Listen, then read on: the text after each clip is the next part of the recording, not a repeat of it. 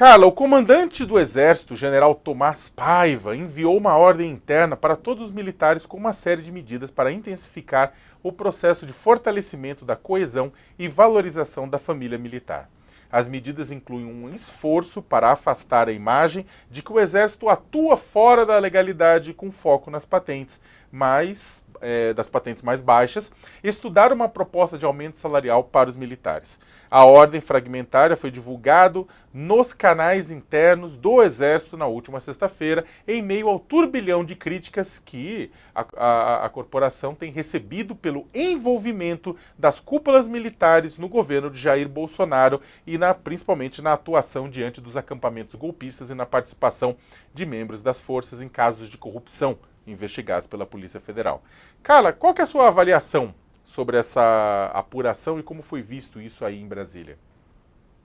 Então, na verdade, o Sakamoto é um documento, né, que ele traça as diretrizes 2023, 2026 do Exército, né? Ele é feito com uma certa frequência, mas evidentemente, no momento em que o Exército vive, como você colocou bem, num auge aí, talvez, do desgaste, do envolvimento dessas questões das joias, do envolvimento dessas questões de responsabilidade no ato de 8 de janeiro, enfim, uma série de desgaste que o Exército vem sofrendo desde o governo Bolsonaro, é uma mensagem que reforça aí o caráter, né, como se diz aqui, do comandante Tomás Paiva como um legalista. Ele basicamente coloca ali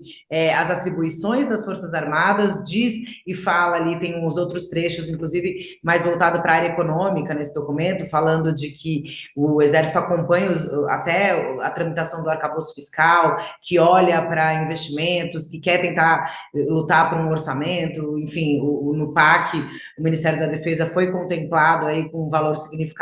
também em relação a isso. Enfim, é um documento falando para dentro, e aí eu destacaria um pouco, lembrando a entrevista que a gente teve, a importante entrevista que a gente teve semana passada com o ministro da Defesa, José Múcio, que ele admite que ainda intramuros, né, há um sentimento que precisa ser melhor trabalhado com o que ficou dessa marca, desse bolsonarismo dentro dos quartéis, mas que isso estaria sendo feito aí em conjunto com o comandante Tomás Paiva. E aí, esse documento é um documento que vem nessa direção, na avaliação. E aí, juntando, o documento foi divulgado no dia 18, ele é um documento do dia 10, na verdade, que foi publicizado internamente no dia 18. E aí, no fim de semana, um pouco antes do presidente Lula embarcar para a África, no sábado, à noite, fim da tarde, mais ou menos, o Tomás, junto com o Múcio e os comandantes da Marinha e da Aeronáutica, estiveram com o presidente Lula para conversar, eles têm tido reuniões frequentes. Os comandantes, quando a gente pergunta, normalmente eles falam que é ou promoção de oficiais ou questão de defesa e indústria da defesa, questões estratégicas, tentam tirar essa questão política, mas o fato é que se presta contas ao presidente Lula de que, por parte das Forças Armadas, há essa intenção, aí na figura também do ministro da Defesa, José Múcio, de aparar essas arestas, de reconquistar a confiança e de deixar a política de fora, né? Múcio que também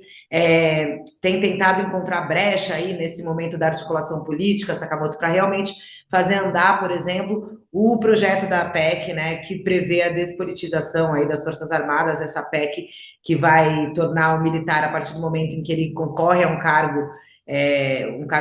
de eletivo, né, ele tem que deixar a força. É um projeto que já está no governo, mas que precisa encontrar brecha aí na agenda legislativa para seguir um projeto que é apoiado pelas três forças nessa tentativa de limpar um pouco a imagem, a barra, digamos assim, e que é o que os comandantes têm tentado reforçar ao presidente Lula que eles estão fazendo. Então, acho que esse documento assinado pelo comandante Tomás Paiva é um pouco nessa direção, um pouco do que ele, inclusive, Sakamoto, se a gente for recordar, já falava ali naquele discurso que ele fez para o